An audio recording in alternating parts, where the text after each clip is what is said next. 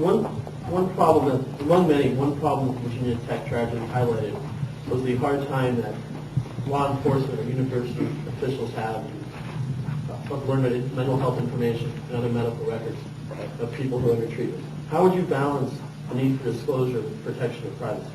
Okay, I do, because I answered this one too early. I'm going to answer this very quickly, just to reiterate my answer.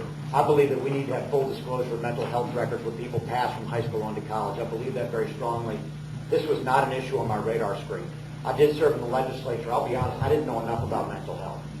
And to the extent that I didn't step forward and pass laws stronger on this subject, I'll take the blame, because a lot of us look at the and say, what could we have done? And I was in a position of authority, maybe a small one, but I was. But we know now, and I've talked to the parents, I've talked to people that have had children in these same situations, we need to treat mental health as a disease. That's what it is.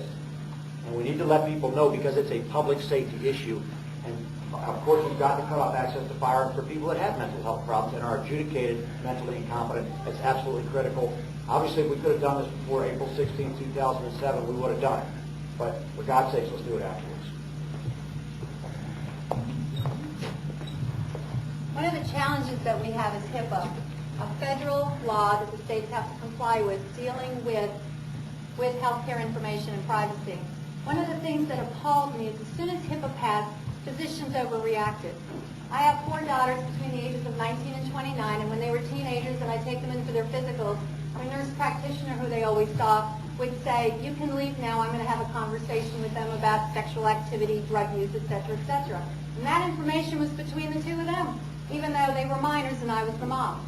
I think part of our problem is we live in such a litigious society with the trial lawyers running the show that people are afraid to share information because they're afraid that if they do, they'll be sued. My opponent has received tens of thousands of dollars from the trial lawyers, and that's the problem that we have. They have very much undermined, I think, our system because they give so generously, and it's to their advantage that we sue for everything. And we're seeing the cost of that in everything we do, but we saw a real cost in this. We have got to put standards in place, and we have to, unfortunately, work with the federal government. I have the Virginia Tech report, and there's an awful lot of information in there. I know I'll go to my congressman, and I certainly hope that all of you will contact yours as well, to let them know that Congress has also got to address the issue of HIPAA and make it very clear what information can be shared, because states and universities and individual physicians are scared to death to share information for fear that they're going to be sued if they do so. And so this is partly a mental health issue, but it's very much a litigious legal issue as well.